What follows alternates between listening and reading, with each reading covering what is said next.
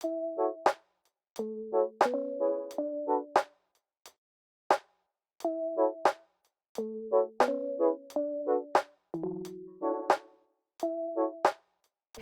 welcome to Just What the Doctors Ordered with me, Dr. April Gant, DMP, FMP, BC, and Dr. Tim Gant, licensed clinical mental health counselor, master addiction specialist, and certified rehabilitation counselor.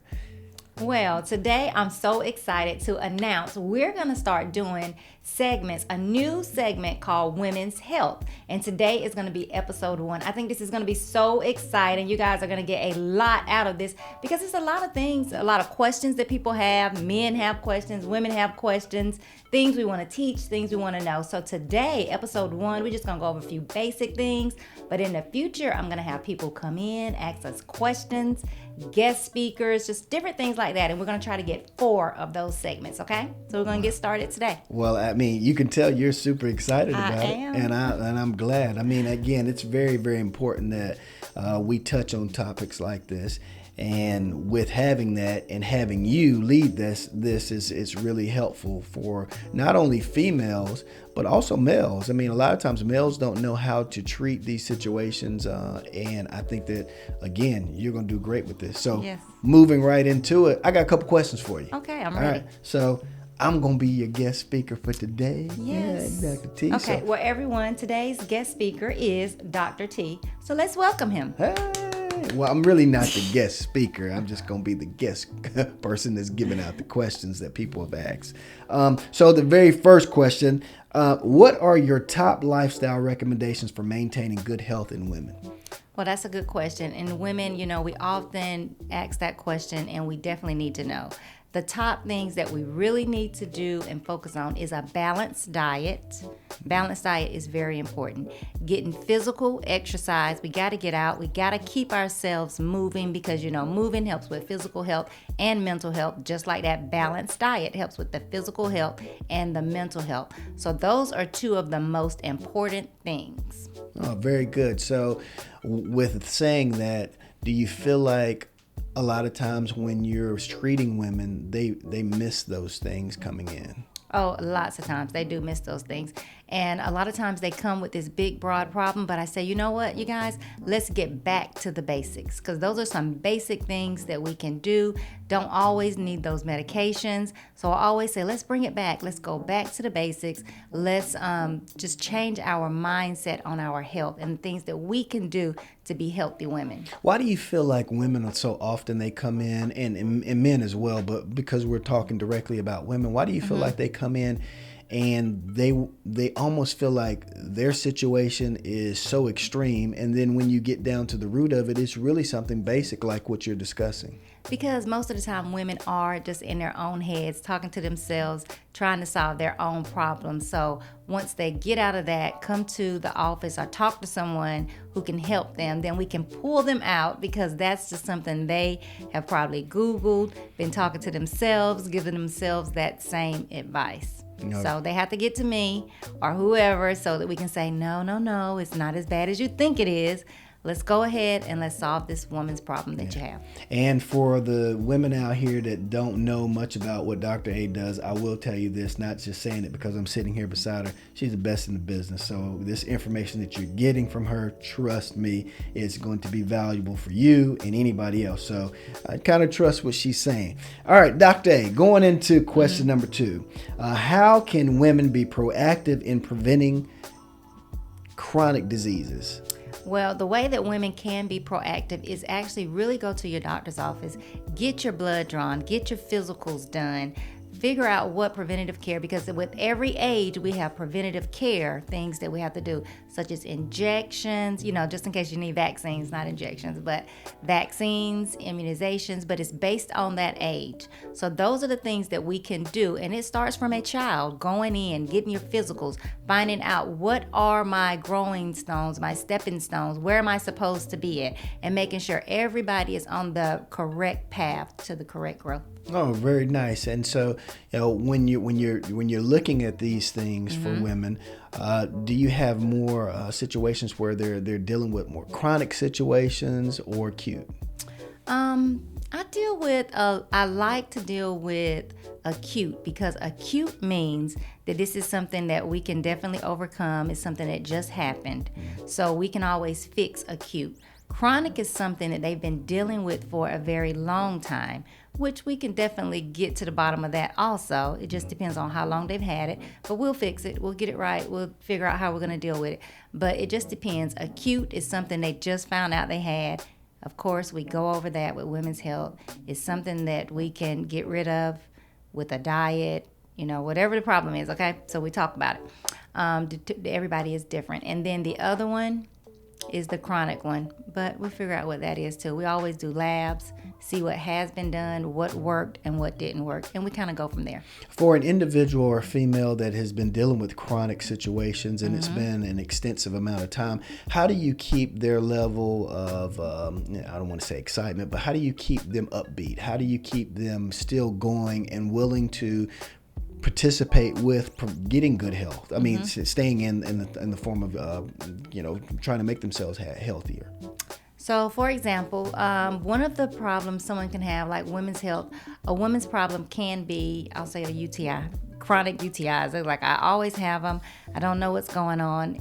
Every month I have to get an antibiotic for it, and I just need a solution for it. So that's something that's chronic because they've been having it for a very long time. So what we do to keep them upbeat is we find out how long you've been having it, what has helped, what hasn't helped. Okay, now let's go ahead. We're going to try something different. And they always feel better that I've listened to them and I've given them a solution. It's not something that you just have to have. You got to live with it and continue to take antibiotics. No, it's other things that you can do. And I like when you said that, because I think that's something that's very, very important that individuals don't understand this. And again, that's important. And that's having a provider that will listen. You have a provider that's listening, then they feel more comfortable. They start to open up a lot more, and then they start to put things in perspective, and their health journey starts to get a lot better on the back end. So I really, really like that. Moving on to the next question. Are there specific nutritional needs for women at different life stages? It definitely is. As kids, you find out what they need. We got to make sure the kids are healthy, so we got to make sure they have their nutritions. We talk about their fruits and their vegetables. And then as you get older, as an adolescent, they decide they want to eat what they want to eat. A lot of times it's fast food. So again, we got to get them away from that, because they don't understand that is your way. That's where the high cholesterol starts. It doesn't start when they come to me when they're in their 40s. No, it started a long time before that. So even my adolescents, we talk a lot about the diet, the fruit, the vegetables, drinking plenty of water, because that's their adolescent stage. That's their growing stage. That's when they're going through the growth spurts. So those are some things we talk about with them. And then as they get older, I make sure things start to deplete in our bodies as we get older. So as things start to deplete, we do labs, we do different things. I assess, the symptoms people are having, because then I want to make sure we're having the proper supplements. So at that time, it's time for the proper supplements, just in case we're not able to get it in or our body is not producing it. Very good. And I know we were talking about the nutritional values, but when you talked about things that were depleting, I know in males, as they get older, the testosterone levels go down. Can you talk about what levels go down for women that kind of changes their mood and trigger certain things? Well, women, we all have the hormonal changes. And one day we're going to do a segment on just the hormonal changes, because that's something that a lot of women experience. And the thing that I'm finding now is that the women are experiencing it at different ages. We thought, okay, we're not going to get hot flashes until we're in our 40s or 50s. But now women are telling me it's sooner than that. Like, oh no, I turned 35 and I started having them. So that is a hormone. We do have our hormone changes. We even have hormone changes as adolescents. If you ever see an adolescent acting out, it's some hormone changes. They're going through some growing, some hormone changes. That's what we always say. So hormone changes are going throughout our entire life cycle. It's just that when we get older, we're more mindful of it, we feel it, and we treat it. Very good. So men out there is such a thing called hot flashes. You heard it here from Dr. A. It's a hormone it's a hormone imbalance, right? Yes, it is. So again, women have hot flashes. That's our menopause. But men also have menopause. And we'll discuss that in one segment too. Okay. A little slick with that one there. Okay, I'm going to move on to the next question so that we don't get stuck on that too long. Could you discuss the role of diet and exercise in women's health? Yes, that role in diet. First of all, with our diet, like I said, I always talk about that balanced diet. I want them to have, we talk about your 3 healthy meals, or some people don't have 3 meals, but we do talk about that balanced diet. And when I say the balanced diet is making sure that we get the right amount of protein, the right amount of vegetables, the right amount of fruit, the right amount of fluids and water. So that's that balance on that. As long as we get in that proper amount and taking the proper things in the proper order, then the body is good with that balanced diet. So we always talk about that. And one of my biggest things that I talk about everybody from child to adult is the glucose or the sugar intake. That's one of the things that really, that changes your hormone, that changes your memory, that changes your mood. So that's one of the things I really talk about is people really decreasing that sugar. It can be very addictive, and that's something that we actually take in our body, but we don't realize how addictive it is. It's funny you say that. Do you feel like other cultures outside of the American culture do better with their sugar intake? Because when you look at different cultures, you see that there's a big weight difference in some situations. A lot of people sometimes in different cultures, they seem to be healthier in some of the things they do. Is it because of the sugar intake? It's definitely because of the sugar intake. The sugar intake is sometimes the source of a lot of disease that a lot of people have. So that's one of the first things I talk about. If you notice in some of the foreign countries, they can't even have sugar. It's not even FDA approved because sugar is so addictive and it does cause so many health problems. But here in the US, it is okay. It's in everything that we eat. It's fructose. They got all different names for it. So anytime you see anything with that crose on it, fructose, sucrose, any of those kind of things, you want to look, because that's a form of sugar that's not healthy for the body. Yeah, and that's crazy that you say that, because whenever we're traveling, a lot of times I'm like, man, this food is a little bland here. Yes. And, it's like this is their natural thing, but that's funny. And then also when we travel, a lot of times, especially in the dinner portions, they seem to be smaller. Smaller portions. I know that we had went out to eat not too long ago at a really fancy restaurant, and it was very expensive, and everybody was looking at their plates and saying, what are we going to do with these small amounts for all of that money? But when it was over with, everybody was full, and it was because what was on our plate was a balanced diet. It was balanced, and the body felt good. It knew it had what it needed, and it was over with. But what we do is we just continue to eat, and we think it has to be piles of food. It's almost, and it doesn't. It's almost like the eye game. What you see, you want to see it to make you feel like it's full, but sometimes you don't have to have as much and you're really full. So that's good stuff there. All right, on to the next question. What routine health screenings do you recommend for adults at various ages? I always recommend, I like to do the lead as a child, so I always want to look at lead exposure, because if you do have any lead exposure, that will cause some mental health problems and brain damage. So that's very important for the younger kids.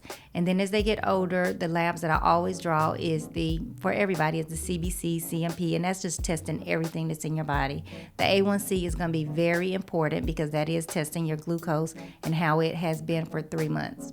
And then I love testing the cholesterol panel. So that's everything, and that shows me how your vessels are and how much lipids, grease, fried foods. I can kind of talk about it, and exercise. So that cholesterol panel, it just goes over a lot. So that's going to be very important to that. And I love looking at the liver because that's how everything goes through the body. We always look at the cardiac enzymes because we want to make sure your cardiovascular health is good. So it's a few that we test, and I actually like to do my labs at least once a year. Oh, very good. I did have a quick question, and this is more so related to post-COVID, especially with the cholesterol panel that you're doing. Have you seen more levels raising after COVID, or do you see them decreasing, and more so in the cholesterol side of things? Well, in the cholesterol side of things, I think I see more increasing. But the good thing about the cholesterol, when it is increasing, because I have seen the increase, it is a matter of getting back on a balanced diet and getting back with your exercise.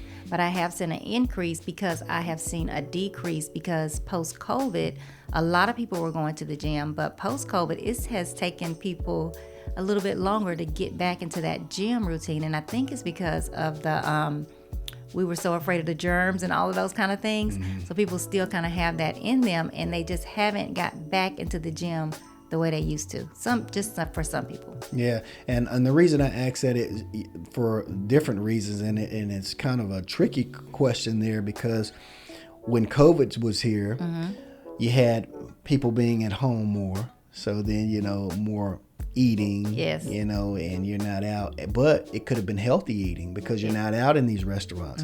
And then you had where you couldn't go to the gym and exercise, but then you had people going out doing exercises at home because they were working from home and doing those things. So it's kind of one of those things, like, I wonder what was working better. Was it after, post-COVID or before COVID? Well, you made a very good point when you said that when they weren't going to the restaurants, they were actually better with certain cholesterol levels because they were cooking the foods at home. Because when we go to the restaurants, that's when they add all the seasonings, they fry most of the food, they're cooking it in the unhealthy oils. So what's unhealthy oil? What's oils you should cook in, and what's oil that you kind of Crisco recommend? is unhealthy. Oh, what's oil that you would say? Olive oil is very good oil. We want our olive oil. Vegetable oil is not good.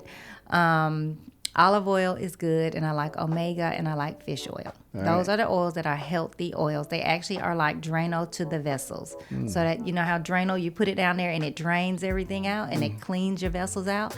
That's the way I like to look at our fish oil, omegas, and our olive oils. Extra virgin olive oil. It flushes the vessels out. So it's very good to have. And you want to have cold press. So a lot of people say, I want to cook in it, which is okay, but cold press olive oil is what you should do for a Drano for your vessels. Okay, very nice. So then you're not only learning about women's health from the perspective of coming in here on the physical side of it, but now you're learning how to cook as well. So that's really, really good. All right, Dr. A, I'm going to ask you one more question. What strategies do you recommend for managing stress in today's fast-paced world? I always tell people that, they think of stress, they think about anything that happens, it's your adrenaline goes up, but I let them know, let's also just process it. Think about it, process it, don't react. Because when we react so quick, that's really what runs up our anxiety. So I always tell people, just relax, think about things, don't let everything stress you out, eat healthy, not a lot of sugars, exercise, walk off. If you do feel stressed, walking, you're going to get your exercise, and it kind of just calms you down. So those are some very important things that I really like to tell people, because people do, in this day and age, have a lot of stress and anxiety, which then brings on some depression. So I'm always working on ways to let them know that it's going to be okay and the different things you can do. Very good. What do you do to keep, and I know I said that was the last question on here, but I have a couple from my perspective to you. What do you do to keep yourself in good health standing for you? Well, for me, I like to get up in the morning. Every morning, I like to actually pray. Some people say meditate. I say pray.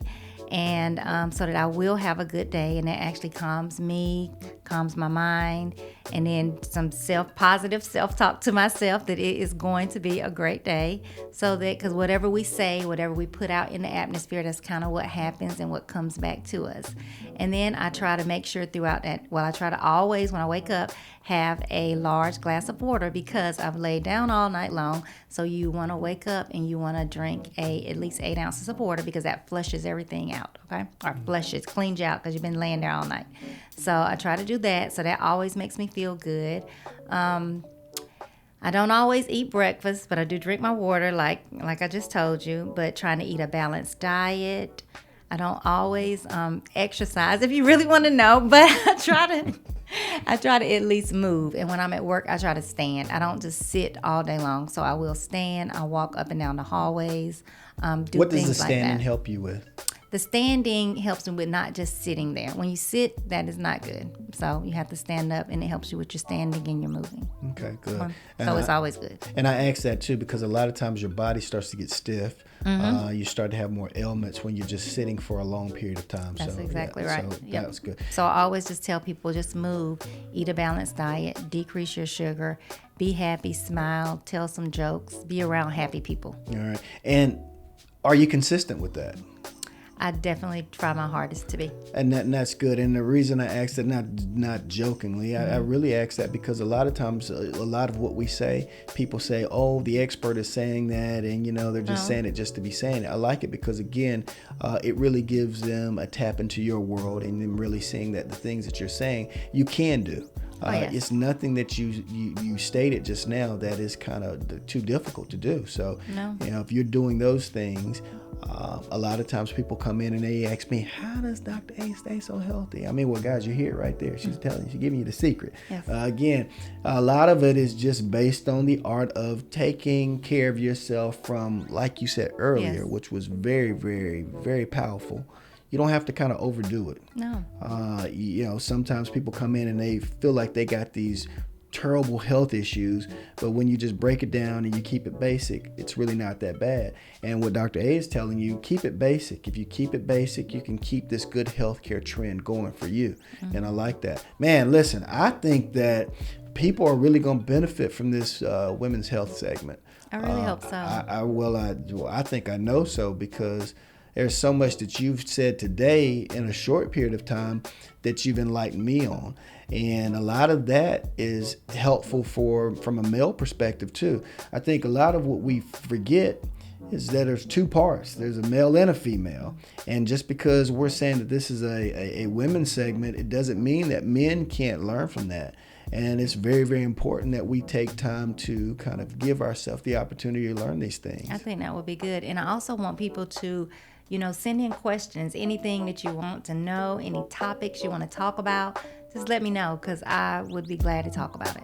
Oh, very, very good. Last question. I would be remiss if I didn't ask this. Do you feel your age?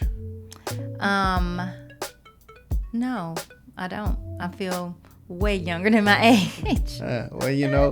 She's laughing about it, but that's very, very important too. Yes. It's very important, and I didn't want to leave that out because you're only as old as you feel, but it's also adding how you take care of yourself. Exactly. And you're doing a good job of taking care of yourself. And when you do that, you're able to answer that. A lot of times you can ask somebody that question, they'll be like, oh, well, I feel old because my body's breaking down. Yeah. Notice she didn't say that. So if she didn't say that, we might want to pay attention to some of this information that's coming. So, again, we really appreciate that information.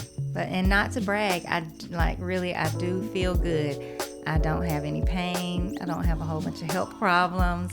I try to eat right, exercise, and I can feel good. I like that. And it's not to brag, but it's to let people know it can be done. You really can be the age that I am, which I'm not going to reveal right now. Don't do that. And you cannot have all the pains and the aches because I really don't have them. All right. Very nice. All right. Well, listen. Give us the old take us out. All right, go ahead. I am so glad. I hope everyone really enjoyed this segment. This is episode 1, and I would look forward to 4 more episodes, 3, 4, or maybe 5. We'll see, just depending on what you guys want to talk about. I really look forward to it. So send in the comments, send in the questions, tell me some topics that you really want to talk about, and I will see you soon at Just What the Doctors Ordered, here with Dr. T and Dr. A. And remember, you can find us on any of our platforms, from our social media platforms, from Facebook, Instagram, Twitter, YouTube, you name it. It's a lot of them. But guess what? We'll do that to try to keep you informed.